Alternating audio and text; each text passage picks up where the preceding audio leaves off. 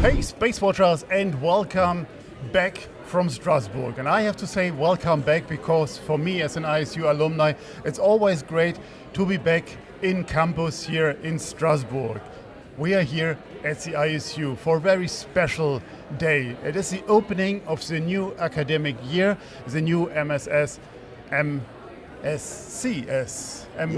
Yeah, MSS and MSc, yes. And I have the pleasure to speak here with the president of the ISU, and you know him you have seen him in our programs before, Dr. John Wensveen. John, how are you doing today? I am great, and I appreciate the fact that you made that 10-hour drive to come and visit with us, and welcome home again. Thank you very much. It's great to be back. So, tell me, we are just coming out of the official opening of the new course. Tell us a bit about the attendees, how many people do you have, so all of that. Sure. So today's a very special day here at International Space University, and it's especially special because this is the first time that I start with a new class and will be with them for their entire journey. And today we're celebrating what we call Welcome Day, and we just completed the opening ceremony for the Masters of Space Studies and the Master of Science in Space Studies. So we have two different tracks with slightly different curriculum at the end of the day, which include an internship or a research project. And this morning we had 44 students represented in the new incoming class for MScS 2026, and they will graduate in 12 to 18 months from now, depending on the track that they are in. And in the audience today we had several dignitaries, including our new Chancellor, Eitan Stibbe, and today is technically his first day on the job as our Chief Brand Ambassador moving forward, and he did an amazing presentation. We also have the families and friends that represent our students in this program that we're here to support them, as well as some other dignitaries, including the Deputy Mayor of the city in which we reside, just on the outskirts of Strasbourg here, for Ilkich Gavenstaden. And of course we have a special guest which includes you, and thank you for participating in the opening ceremony as well. Thank you for letting me in again. So that's always good. John, tell us, you're in this job almost a year. A few days are missing to make this year round. So you get your nose into what's going on the ISU, and you came out very, very early with the Moonshot 2030 agenda. So how do you implement the Moonshot into this new class? Because now it's under your leadership and it gets your hands-on. It's a great set of questions there. As of next week, September 1st, it'll be exactly 1 year coming into the president role here at ISU. And what I did when I first started my position in the first 30 days, it was a stop, look, listen, learn, and then act methodology, and quickly recognized that ISU was well positioned to go to the next phase of development, considering all the trends and challenges and opportunities with the new space economy. Recognizing that space is no longer an industry vertical, but truly an economy. Just as technology was once a vertical, it's now really an economy. And the new space economy needs to be more embedded in what we do, from programs to events to services to the culture. And as this new class goes through their next year, you will see more innovative ways of teaching, but also more introductions to emerging technologies that are really taking over the world. And as we progress towards 2030, that's the point in which humankind and technology intersect or collide with the belief that technology is accelerating at a faster rate than humans have the ability to adapt. So as part of this, we created a brand new strategic plan called Moonshot 2030, one because it's 5 years out approximately, but also because of that massive collision that's going to happen at the estimated time frame of 2030.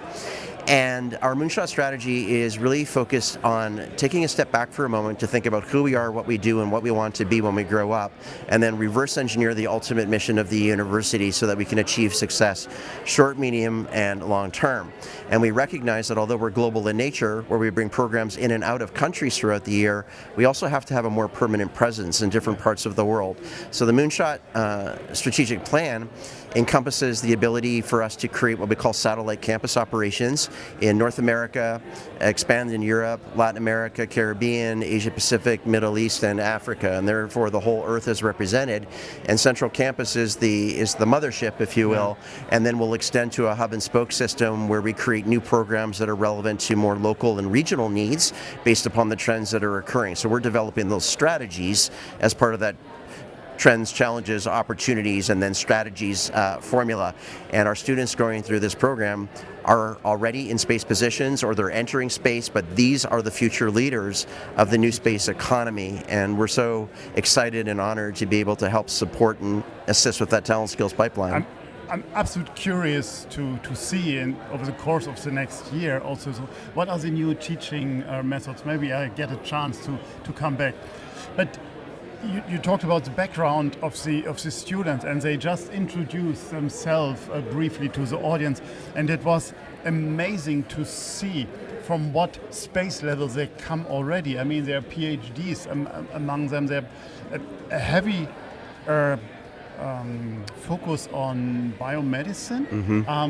That's very interesting. Policy and law plays a role. Not so many engineers, I would say, and that was interesting to see. So, what are your expectations out of this?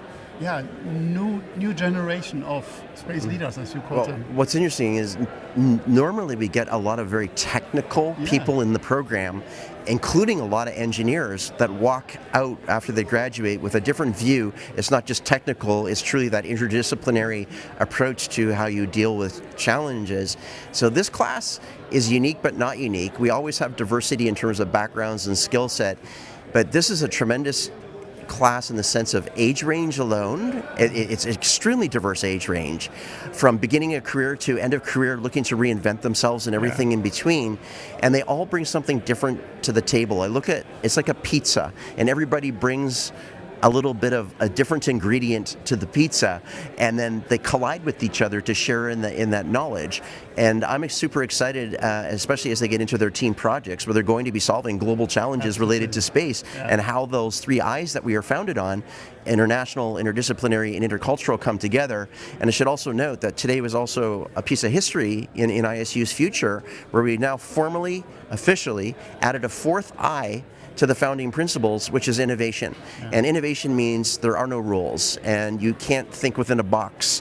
And as space begins to accelerate with the commercialization and privatization of the sector, we have to be more innovative about how we approach everything, and that is now the official 4th I as of today. Great. John, thank you very much for your time. It will be a super busy day for you, followed by many more very busy days, I assume, over the next year. Thank you very much. And with that, Space Watch out.